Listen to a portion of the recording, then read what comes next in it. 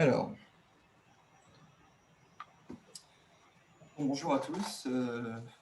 Merci beaucoup de m'avoir permis de présenter cet article. C'est un peu un jour spécial pour moi parce que c'est ma première participation au GIM, c'est ma première participation à une conférence et c'est mon premier article. Donc c'est vraiment un peu tendu. Et c'est le premier article je l'espère, d'une longue série d'articles consacrés à la pratique du live coding. Donc je conserve l'anglicisme parce que c'est une pratique qui a émergé, qui est principalement pratiquée dans les pays anglo-saxons. Pour me présenter rapidement, donc je suis doctorant contractuel à l'Université Jean Monnet de Saint-Étienne, laboratoire ECLA. Je suis encadré par Laurent Gauthier et Alain Bonardi qui sont ici présents. Et donc j'ai commencé assez récemment une thèse sur la question du live coding, qui s'intitule pour le moment assez sobrement Live coding, l'adaptation comme instrument. Et j'essaie d'étudier la spécificité de ces outils un peu nouveaux qui sont apparus au cours des dernières décennies, donc des outils de programmation en temps réel qui sont pensés pour la performance. J'essaie d'étudier leurs principes, comment ils ont évolué, quelles sont les esthétiques, qu'est-ce qui est recherché par les concepteurs des langages, et puis aussi essayer de les utiliser pour la pédagogie, pour l'enseignement, et je vais en parler à la fin, pour la sauvegarde et l'analyse des musiques électroniques. Donc, mon article, comme vous avez pu le voir, s'intitule Live coding et ou musique en plein texte. C'est un article dans lequel j'essaie d'introduire un néologisme, celui de plein texte que je vais vous présenter, en partant d'une question centrale, c'est-à-dire quel rôle a le code source, ou le texte algorithmique manipulé par le musicien dans la pratique du live coding. Qu'est-ce que j'entends par cette question de rôle? C'est quelle qualité esthétique est-ce que les musiciens ou les concepteurs des langages prêtent au code source? Pourquoi est-ce qu'ils recherchent l'utilisation du code source comme support pour l'improvisation musicale? Pourquoi en fait est-ce qu'on confère autant de responsabilités au code? Pourquoi est-ce qu'on l'utilise pour tout, c'est-à-dire comme instrument, comme support de notation, comme support pour le contrôle d'un dispositif scénique? Voilà. Et surtout, je veux essayer de mettre en valeur une sorte de dimension politique ou esthétique dans l'utilisation du code source, qui ne se retrouve pas, selon moi, dans d'autres domaines de l'informatique musicale, où souvent le code est perçu comme peut-être un outil ou un instrument de travail. Pour ceux qui ne seraient pas très familiers de la pratique du live coding, voici à quoi ressemble une performance, qu'on appelle une performance standard de live coding. Donc ici, c'est une salle de concert sur laquelle est projeté le code source du musicien sur le mur. Ici, en réalité, il y a plusieurs musiciens. Vous pouvez apercevoir, je pense, si vous avez les bons yeux, les logos des différents MacBooks dans le noir et une réplique de l'écran de chaque musicien sur le devant de la scène. Donc, le live coding, c'est la programmation à la volée d'une pièce musicale et ou pièce visuelle. On peut contrôler à la fois visuel et musique. C'est une pratique qui a été rendue assez célèbre, qui a gagné en notoriété avec la publication de certains logiciels comme Sonic Pi sur les ordinateurs Raspberry Pi, Tidal Cycles de Alex McLean, le langage Gibberwoki de Charlie Roberts, etc. Et aussi, par exemple, Super Collider avec la librairie JITLib par Julian Rohrweber. En réalité, il n'y a pas vraiment de nouveauté dans ce qu'est le live coding. C'est une technique, le live coding, qui est déjà assez ancienne, qui accompagne le développement de l'informatique musicale en temps réel. Donc, c'est quelque chose qu'on trouve dès la fin des années 70-80, avec certains groupes de composition, par exemple la League of Automatic Music Composers ou The Hub, donc, fin des années 70, début 80. The Hub, je crois que c'est formation en 83. En réalité, ce qui est nouveau et ce que je fais entrer dans cette définition de live coding, c'est le fait qu'on envisage la programmation de temps réel avec pour finalité la performance. C'est-à-dire que le fait de programmer devient en soi une performance, une œuvre. L'intérêt de cette pratique musicale est dans le fait de voir la personne programmer en temps réel une pièce. Donc, c'est-à-dire apprécier le style d'un live coder, comment est-ce qu'il programme, les résultats qu'il arrive à obtenir par la programmation en temps réel, Et tout passe par le code qui agit comme contrôleur, comme interface. Donc, Nick Collins, qui est un chercheur qui a travaillé sur cette question, parle d'interrelation homme-machine, qui est au centre de la pratique. Et pour emprunter quelques mots à Laurent Potier, qui vient de faire sa conférence, l'idée, c'est qu'il n'y ait pas de boîte noire qui impose des choix, qu'on voit l'effort de formalisation du musicien. On voit comment le musicien formalise sa pratique, sa pensée musicale, et le résultat qui s'ensuit. Donc, il y a texte, mais il n'y a pas notation, puisque le but n'est pas de produire une œuvre, n'est pas de produire un logiciel, c'est un éternel recommencement, on recommence toujours de zéro lorsqu'on pratique le live coding. Donc, pour ceux qui n'étaient pas très familiers avec cette pratique, pour une courte démonstration, dites-moi si vous n'entendez pas le son, je puisse l'ajuster.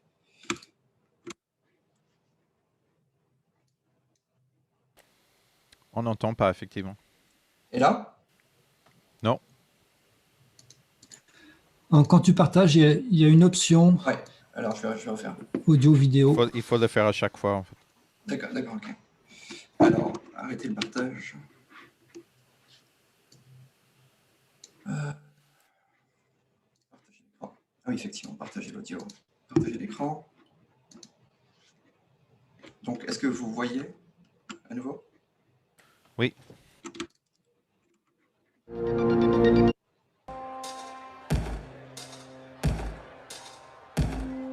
le monde a le son? Voilà, c'était un extrait d'une très longue performance de live coding.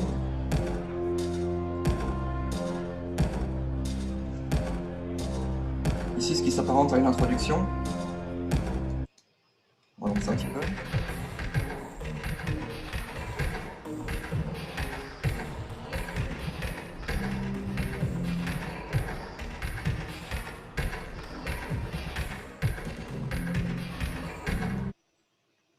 Voilà.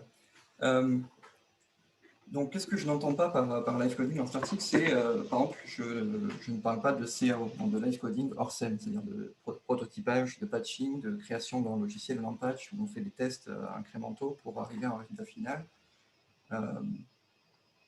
Et en fait, je souhaite me focaliser sur, en particularisme de cette pratique, c'est que véritablement, l'acte de programmation est devenu performance. Voilà. Et non pas seulement outil. Et voir un petit peu ce que la confrontation avec le code en temps réel fait émerger. Donc il faut savoir que c'est une pratique qui s'est très bien structurée. Donc, je vais vous montrer ça avec une série de groupes et d'organisations. Donc là, vous voyez, c'est une algorithme, donc une algorithmique rave party qui s'est déroulée il y a quelques mois aux Pays-Bas, et avec des groupes internationaux, des collectifs internationaux qui se fédèrent, qui communiquent entre eux, des musiciens qui voyagent donc on appelle ça d'un node à un autre. Et ce petit logo que vous voyez ici, c'est le logo de l'organisation Algorave.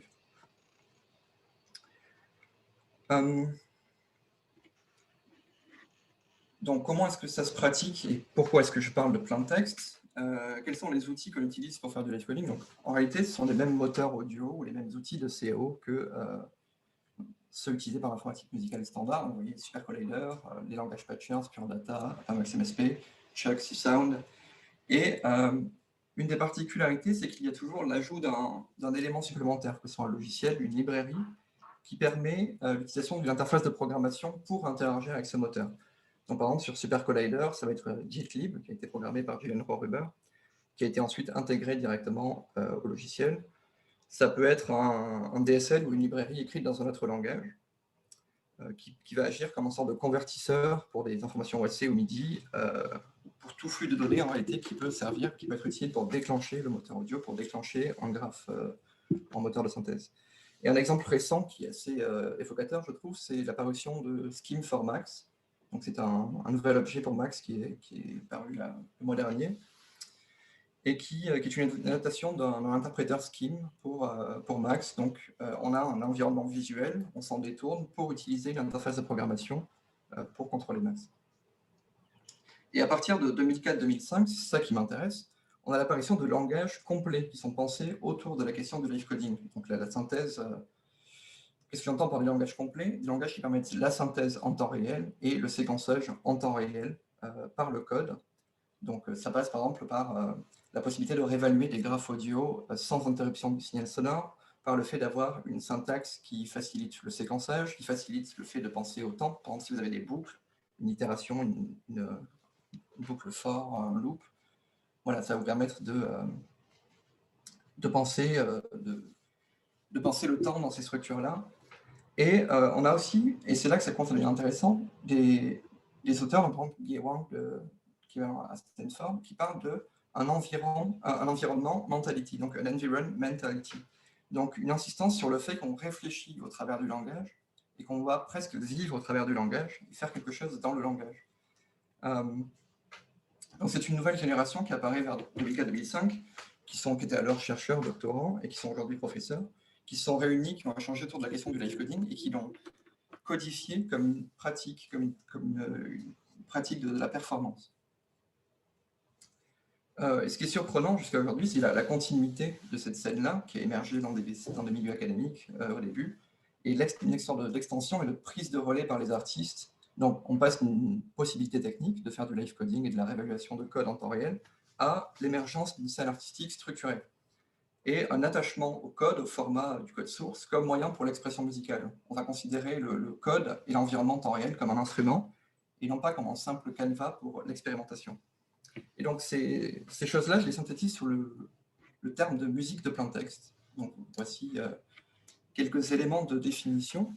Qu'est-ce que j'appelle musique de plein texte? C'est un ensemble de pratiques musicales qui se fondent sur la manipulation du texte brut pour l'expression musicale. Donc, l'interface centrale sera le couple clavier-écran. L'improvisation passera par de la programmation en temps réel, par l'utilisation de notation symbolique, et aussi une communication avec le public qui se fait par le texte. On projette le code, et le code dit quelque chose, montre l'intention du musicien en même temps qu'il est le résultat sonore. Tout passe par le texte brut, ça va de la conception d'instruments à la création de dispositifs, le contrôle, le séquençage. On essaie au maximum de privilégier le texte, ce qui est assez étonnant dans une époque où les interfaces graphiques en général règnent en maître. Et aussi, on va tout stocker au format textuel, on va essayer de stocker des algorithmes, des séquences, des données. Et pourquoi cette chose-là? Et pourquoi ce néologisme un peu bizarre de plein texte avec le AIN qui rappelle un peu la musique médiévale? C'est tout simplement pour distinguer cette pratique, pour distinguer le rapport que cette pratique a avec le texte brut. C'est-à-dire on attribue au texte des qualités esthétiques et même politiques, au sens très large, très léger, qui vont mener les musiciens à vouloir privilégier l'utilisation de ce support. Alors, voici à quoi ressemble le code manipulé par un live coder dans une performance. Donc, si on lit juste la première ligne, ça va donner, c'est une boucle sur une piste, sur une tranche de console appelée D1, et pour chaque cycle, enfin pour 50% des cycles, on va ajouter un bit crusher avec un paramètre à une séquence qui va sélectionner une sample dans un dossier une fois par cycle. Voilà, donc c'est une sorte de notation très brève, très abrégée, qui permet aux musiciens de s'exprimer très rapidement. Et qu'est-ce que les musiciens perçoivent comme qualité du texte brut? Ça, c'est le plus important. Le texte brut, c'est un format uniforme, léger, ouvert, et avec un encodage assez strict. Donc c'est de l'UTF-8, c'est de l'ASCII. Donc ça, ce sont des caractéristiques techniques, et les musiciens vont associer, ou les concepteurs des langages vont associer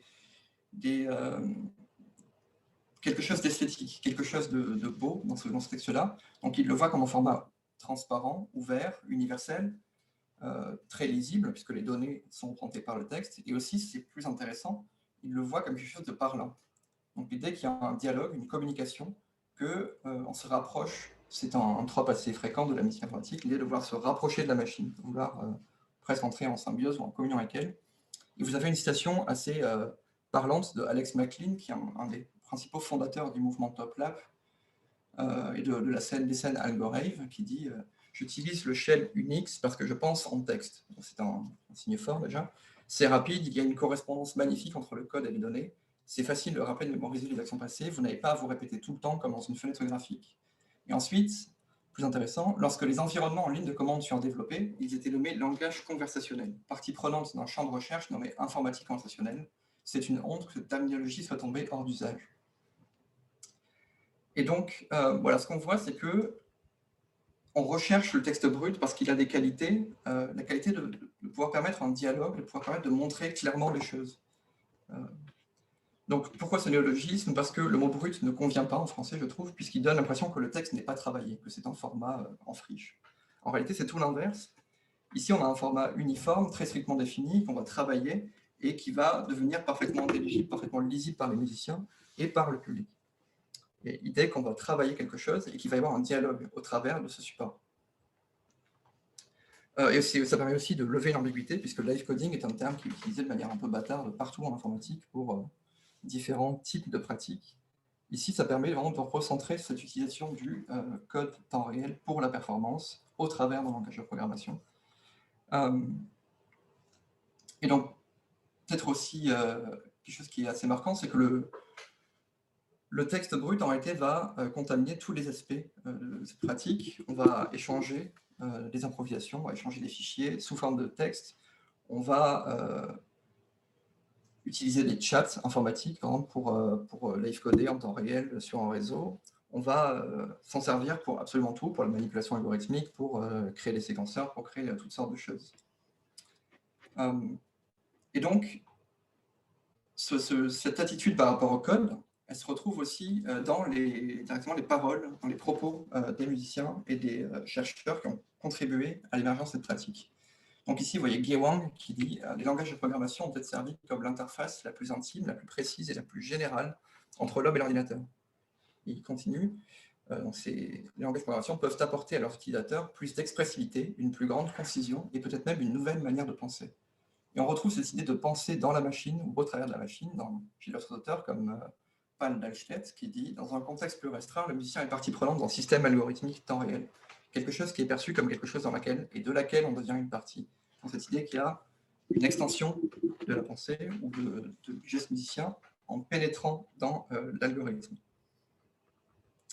Et donc ces qualités qu'on prête au texte, en réalité, c'est une sorte de passerelle assez étonnante qui vient de la structuration du monde universitaire musical anglo-saxon, puisque c'est un pont entre certaines cultures de l'open source ou certaines cultures de l'informatique qu'on retrouve dans les universités américaines et anglaises vers le milieu musical. Qu'est-ce que je veux dire par là? C'est une sorte d'importation de certains principes de la philosophie Unix, de la culture hacker, de la culture maker, dans l'informatique musicale. Et en réalité, si on regarde les propos des fondateurs, des inspirateurs de cette philosophie du logiciel libre, du logiciel open source, on retrouve des choses qui vont nous faire penser très vite au live coding. Par exemple, si on lit des auteurs comme Doug McElroy ou Ken Thompson, ou si on s'intéresse aux travaux de Alan Kay, on va voir qu'il y a une idée de construire vite, expérimenter, de jeter, donc de ne pas faire de monolithes logiciels, pas faire d'énormes usines à gaz, mais des petits logiciels, toujours par rapport à une tâche qu'on veut remplir, une certaine idée du minimalisme, des outils simples, modulaires, sans interface, et, plus important, une universalité du texte et donc du code. On part du principe que toute personne utilisant un ordinateur sait lire du texte. On va s'exprimer en texte, on va brancher, donc un peu le principe du pipe Unix, on va brancher des programmes qui sortent du texte, ça va entrer dans un programme qui prend comme entrée du texte. Et dans les cultures hacker et maker, donc hacker au sens MIT, au sens ancien, personne qui s'intéresse à l'électronique, il y a une similarité du geste, c'est-à-dire on démonte, on observe, on construit, on reconstruit des processus algorithmiques musicaux, on construit, on déconstruit les synthétiseurs, on altère les synthétiseurs en temps réel, et la fabrication ou le geste technique est quelque chose qui est beau et qui est valorisé. Et c'est ça qui m'a poussé à créer ce néologisme. Et aussi l'idée qu'on va privilégier le libre accès, la transparence, donc rendre possible le fait de participer, de contribuer, de lire, de s'intéresser, et donc l'idée de montrer le code, de partager avec d'autres musiciens. Voilà, cette idée d'un dialogue avec l'ordinateur. Donc, par exemple, un résumé, une phrase très connue, c'est la philosophie Unix, écrivez des programmes pour faire une chose et la faire bien, écrivez des programmes qui fonctionnent entre eux, écrivez des programmes qui gèrent des flux textuels, car le texte est une interface universelle. Et ça, c'est un principe, on le voit, qui traverse toute la pratique du live coding, l'idée qu'il y a une sorte d'universalité du texte, et que du coup, c'est le support par excellence pour l'improvisation musicale sur un ordinateur. C'est quelque chose, tout ce que je dis là, c'est une chose qui a été très bien résumée par Baptiste Bacot et Clément Cannon, qui ont écrit un article dans lequel ils écrivent que donc les hackers, les makers, perçoivent l'ordinateur comme un objet technique à la fois ouvert et indéterminé, le code comme un support de l'information et le réseau comme une structure de communication. Donc l'idée qu'il y a une sorte de réseau transparent, que tout est visible et que c'est une qualité qu'on recherche dans la pratique. Et une illustration par un musicien, vous voyez ici, c'est un live coder du nom de Rennick Bell, qui écrit, laissez-moi vous montrer ce que vous êtes en train de, laissez-moi vous dire ce que vous êtes en train de regarder.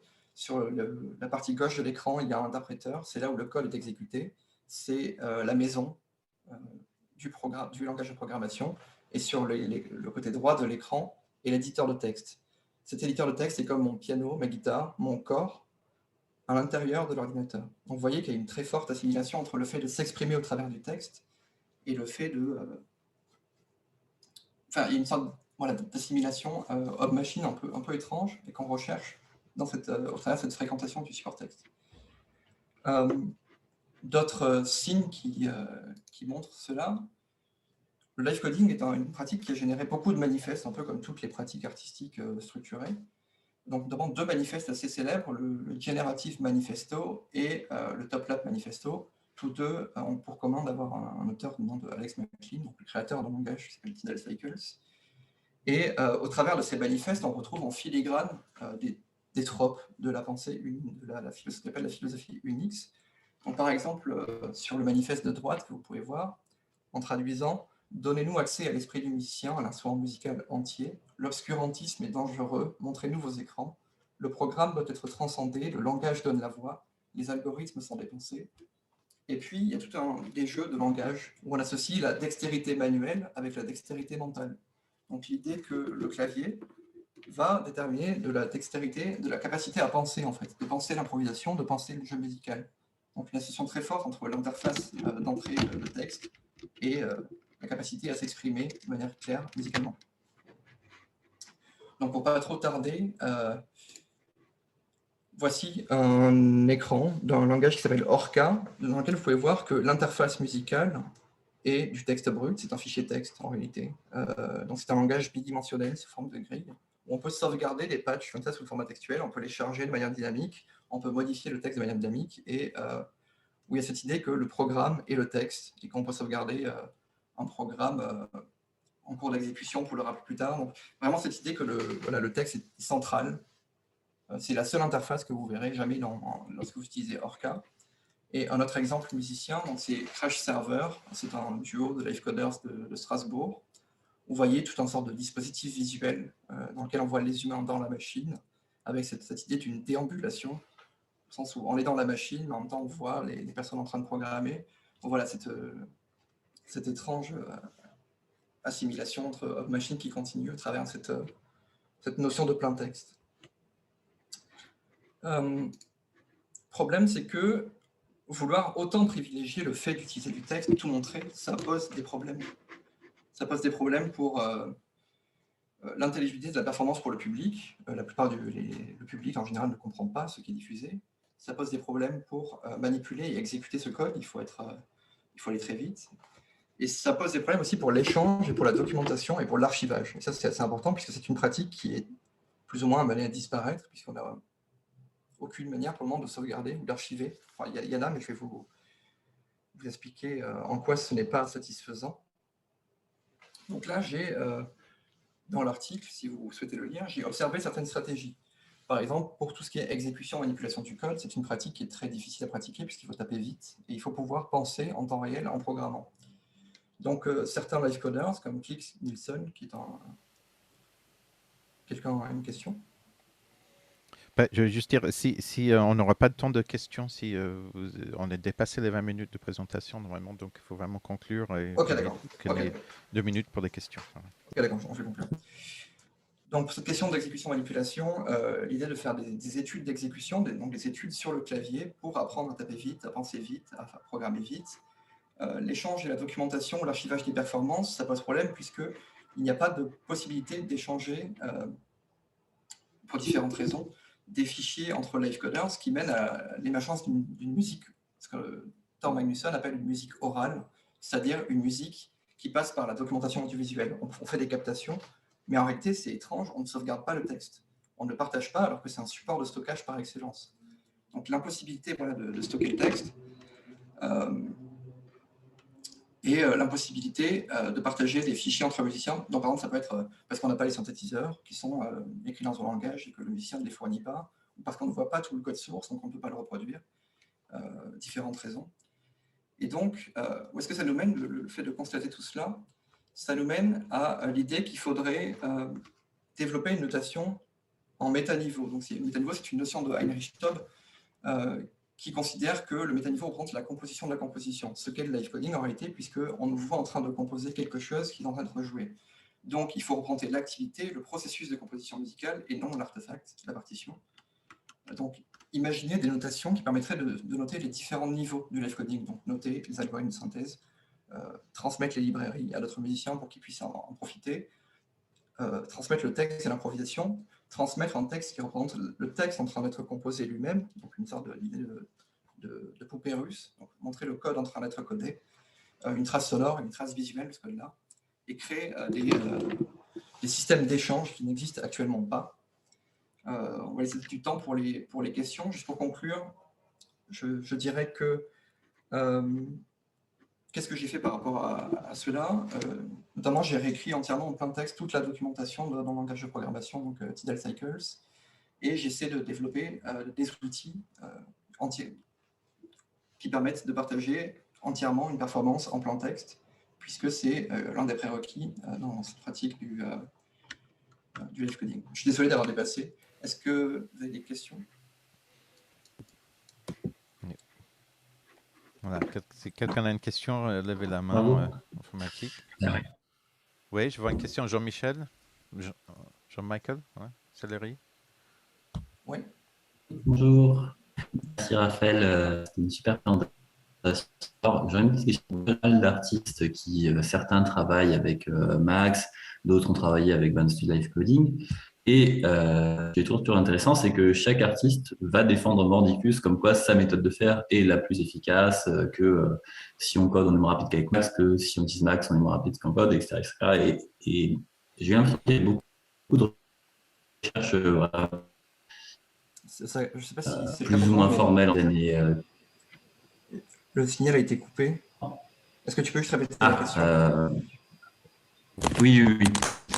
Donc, je travaille avec pas mal d'artistes qui utilisent pour certains des outils de live coding textuel, d'autres des outils comme Max et tout. Et chacun défend mordicus que sa méthode de faire est meilleure. Et est-ce que en 2021, on a un petit peu avancé en comment dire, d'usabilité un petit peu formelle pour voir est-ce qu'il y a vraiment une solution qui est meilleure que l'autre ou est-ce que c'est vraiment ça se vaut et au final. Je pense que tout le monde est d'accord sur le fait que le fait de live coder pose beaucoup de contraintes. C'est énormément de contraintes pour pratiquer. Voilà. Et donc, c'est un choix personnel. Certains se sentent plus confortables à l'idée de programmer en temps réel, d'autres se sentiront plus confortables avec des patchs et des contrôleurs. Il n'y a pas par exemple, de guerre entre patchers visuels et patchers de code, entre guillemets. Donc voilà, c'est une relation assez apaisée entre, même parfois des hybridations, donc des patchs Max avec un bout de code. Voilà. Donc il n'y a pas l'idée de surefficacité du code par rapport à un autre moyen d'expression. Ok. Yann, oui. Je vois une question de part de Yann, oui. Vas-y. T'es muté, Yann. Pardon. Du coup, tu estimes, Raphaël, quel est le pourcentage de ceux qui live code en texte et ceux qui avec des patchs? La communauté qui live code avec du texte est beaucoup plus importante que ceux qui font du patching live. Les deux pratiques existent. Par exemple, il peut y avoir pour la partie visuelle d'une performance quelqu'un qui va programmer un patch visuel, ce qui est assez beau en soi, puisque c'est un très beau spaghetti, et quelqu'un qui va programmer du code par derrière. Mais je pense que c'est 90% de live coding textuel pour 10% de live coding visuel. Voilà, c'est pour ça que j'ai vraiment parlé de texte brut, parce que c'est tellement majoritaire dans cette pratique que je ne m'intéresse pas à la question du live patching. Est-ce qu'il y a d'autres questions? Non, j'ai juste une question, c'est de faire ça très rapide avant de passer. Par rapport au public, parce que là, l'idée, c'est de projeter le code. Déjà, il y a la question de... c'est plutôt ceux qui sont avertis, ceux qui savent faire du light coding ou connaissent les langages qui peuvent suivre. Pour les autres, ils sont un peu éblouis, impressionnés peut-être par du texte, mais sans savoir ce que c'est. Donc, est-ce que c'est vraiment une manière de suivre la pensée du compositeur ? Et voilà, est-ce que c'est pas un peu interne, quoi? Est-ce que l'idée de faire ça pour le public n'est pas un petit peu, Alors, fausse? en fait, ça dépend vraiment de la personne qui joue. Certains vont être très pédagogues et vont par exemple rajouter dans leur code des petits bouts de ASCII art. Donc des choses pour montrer, ça c'est un clavier, donc il y a un clavier qui va apparaître en ASCII art dans le code source. Certains vont privilégier une forme d'obscurité, d'élitisme parfois, à faire du code presque incompréhensible, des morceaux de code très ramassés. Et ce qui va être beau, c'est le fait que le code est très dense, est très compact, et qu'il sort des textures ou des sonorités assez merveilleuses. Mais oui, il y a quelque chose de bizarre dans cette idée de vouloir communiquer avec le public, parce que seuls les programmeurs comprennent en général, et encore pas tous, parce que c'est ce que je dis dans l'article. Voilà, enfin on ne comprend pas forcément les librairies créées par des musiciens pour leur pratique ou des choses comme ça. D'accord. Laurent, tu as une question? Oui, très très court, mais juste quand on avait organisé la Linux audioconférence à Saint-Etienne il y a 4-5 ans, il y avait eu un live coding, un patching avec Pure Data en braille. Donc c'était clair qu'on ne comprenait rien de ce qu'on voyait, mais on avait quand même une progression du son et de l'affichage qui permettait de voir un peu comment ça s'était programmé. Donc même si on voyait que des points et des carrés, moi je préfère voir ça que de voir quelqu'un qui fait de la musique avec Ableton Live et puis on sait pas, voilà, a priori on ne sait pas s'il fait quelque chose ou s'il fait rien. En fait, selon vous parlez, c'est un contre-pied. Il y a d'autres contre-pieds, il y a notamment des langages de programmation pour le live coding en emoji, où ça va être que les emojis. Donc ça existe aussi. Les systèmes en braille se développent beaucoup. Mais il y a des interfaces de programmation très particulières qui émergent tout le temps et qui sont des contre-pieds par rapport à presque cette idolâtrie du texte brut dans cette pratique. Oui. Ok. Bon, Yann, tu as encore une question très vite et il faut passer au suivant. Quels sont les éditeurs de code qui sont majoritairement utilisés? Alors, c'est compliqué parce qu'il y a une grosse différence entre ceux qui débutent et ceux qui savent déjà programmer.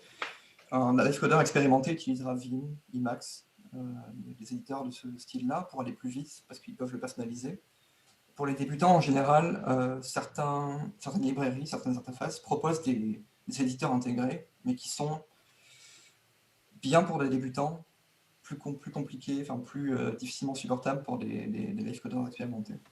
Mais en général, c'est assez variable. Voilà, okay. On préfère la personnalisation et l'éclatement vraiment logiciel. C'est intéressant de voir ce retour d'abord au texte, qui me va très bien personnellement, et puis aux valeurs unixiennes en quelque sorte, et aux éditeurs genre Emacs et Vim, etc. C'est intéressant. Ok, super, ben, merci beaucoup, Raphaël. Il y a Pierre Coupré qui avait levé la main tout à l'heure. Ah, oui, je n'ai pas vu. Pierre, tu veux poser une question? Et non, c'était juste pour compléter un petit peu ce qui avait été dit. En fait, j'ai vu plusieurs performances de live coding en Angleterre et la communication avec le public passe aussi beaucoup par les commentaires, en fait, qui sont très, très importants dans le code, en fait. Et il peut y avoir des dialogues et des niveaux de lecture, en fait, du code qui sont indiqués par les commentaires, voire même en Angleterre, c'est assez courant, des blagues, beaucoup d'humour, en fait, qui est transmis au public. Et donc, il y a vraiment une communication très, très intéressante par ça. Voilà. Puis, je voulais juste, si j'ai quelques secondes, d'abord vous féliciter pour la présentation très intéressante. Et je ne sais pas si vous avez été voir du côté des anthropologues, parce que justement, la question de la structuration de la pensée par l'écrit, des gens comme Jack Woody, etc., ont vraiment beaucoup travaillé là-dessus, et c'est quelque chose d'assez important, et pour la notation musicale aussi, c'est quelque chose de très important, en fait. Puis sur la question de la structuration de la pensée par le geste, en fait, tous les chercheurs dans la psychologie des apprentissages, par exemple, ont beaucoup travaillé depuis à peu près les années 70, en fait, sur ces questions-là, chez les enfants, mais c'est des choses aussi qui existent dans tout apprentissage d'une machine, d'un langage, etc. C'est la même chose, en fait. On apprend beaucoup, même à l'âge adulte, par le geste, en fait.